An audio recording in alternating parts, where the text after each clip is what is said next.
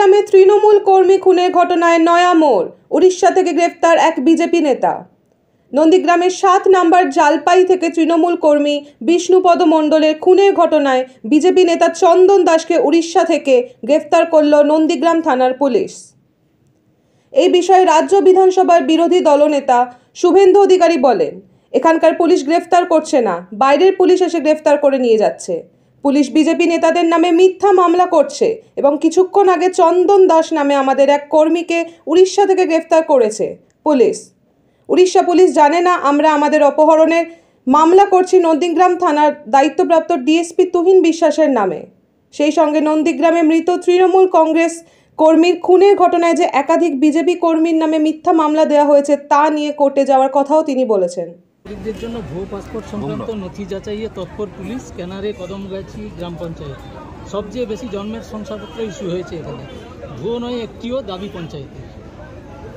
কদমগাছি গ্রাম panchayat voter তো তৃণমূলের voter, তো এরা বাংলাদেশের জঙ্গিরা তৃণমূলের ভোটার, পাকিস্তানের জঙ্গিও ভোটার। জাভেদ মুন্সি সে বিস্ফোরক বানায়, ও সব ধরেছে বাইরের পুলিশ।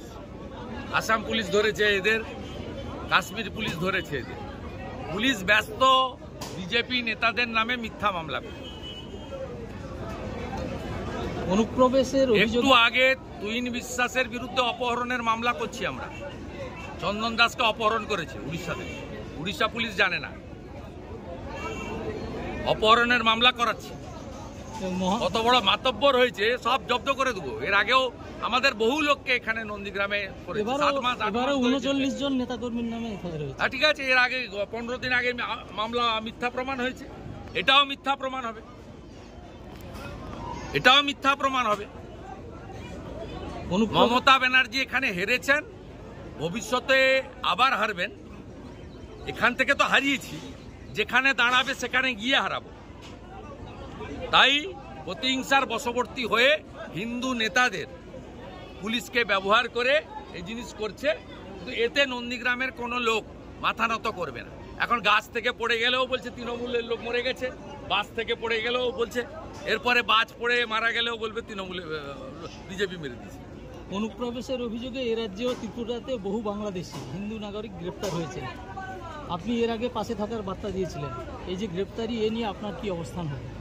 হিন্দুদেরকে আমরা সেভ করব, সমস্ত হিন্দুদের সেভ করব, চিন্তার কোনো কারণ নেই। উস্কানিমূলক মন্তব্যের জেরে অর্জুন সিংকে পুলিশের মেল ঘিরে বিভ্রান্তি চলছে। উস্কানিমূলক মন্তব্য করুক, কোর্টে দেখা হবে। 2 তারিখে কোর্ট খুলবে, মমতার পুলিশের সঙ্গে দেখা হবে। বিদ্যা, ব্যবসা, চাকরি, জটক বিচার, বিবাহ, পারিবারিক অশান্তি, সন্তান লাভ, বাস্তু সমস্যা, আরো যে কোনো সমস্যার সমাধানের একমাত্র সেরা ঠিকানা জ্যোতিষী প্রসাদ রায়। আর দেরি না করে আজই চলে আসুন প্রসাদ রায়ের কাছে। আমাদের ঠিকানা RC80 Bengal Ambuja city centre, Durgapur 16, near Jorhat rotary. Phone নম্বর 7407250555 অথবা 9064620444।